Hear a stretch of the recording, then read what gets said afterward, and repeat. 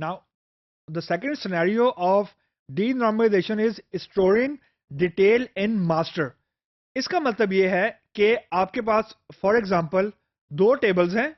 One two many का relationship है, many to many को रिजॉल्व कर लिया है समहाउ। एक आपके पास मास्टर टेबल है, एक आपके पास डिटेल का टेबल है। स्टोरिंग डिटेल इन मास्टर ये कहता है कि अगर आपको ये पता है समहाउ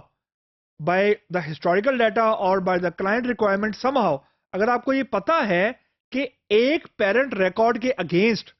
चाइल्ड टेबल में मैक्सिमम नंबर ऑफ रिकॉर्ड कितने आने हैं और जो नंबर ऑफ रिकॉर्ड्स आने हैं वो फिक्स है, मतलब ओपन एंडेड नहीं है। जैसे मैंने आपको बताया था कि वन टू मैनी में यू कैन ओनली स्टैब्लिश कि one record in parent table will have one और मोर रिकॉर्ड इन चाइल्ड टेबल। तो जब हम मोर कहते हैं यू कैन नॉट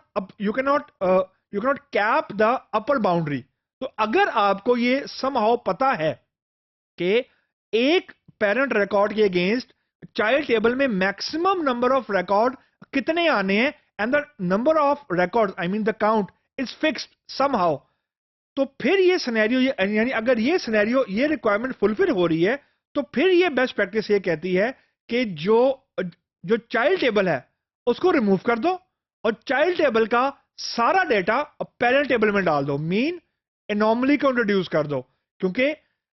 जो कंट्रोल्ड एनॉमली होती है it's better than the uncontrolled version of anomaly. Mean अगर आपको ये ही नहीं पता कि एक पेरेंट रिकॉर्ड के अगेंस्ट चाइल्ड रिकॉर्ड कितने आने, मीन ओपन एंडेड है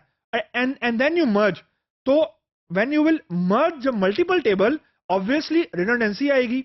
तो रिडंडेंसी से एक फायदा तो ये होगा कि आपको दो टेबल में सर्च नहीं करना पड़ेगा, लेकिन उसका नुकसान ये है कि if you don't know the size of the child table, I mean the number of records in the child table, then you may end up with more delays। यानी शुरू में तो आपको लगे कि जी रनिंग टाइम हमारा कम हो गया है, लेकिन यानी जैसे जैसे आपके number of records child table में इंक्रीज होंगे यू माइट फील कि यार रनिंग टाइम कम होने के बजाय ज्यादा होता जा रहा है। तो इसका मतलब ये है कि if you somehow can establish the number of fixed records per parent in child table, only then you should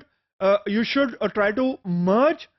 parent and child table into one table, mean anomaly introduce होगी। that's why we are saying कि it's denormalization, कि हम normalization के rules की violation कर रहे हैं, लेकिन we are having a controlled version of anomaly rather than an uncontrolled version of anomaly।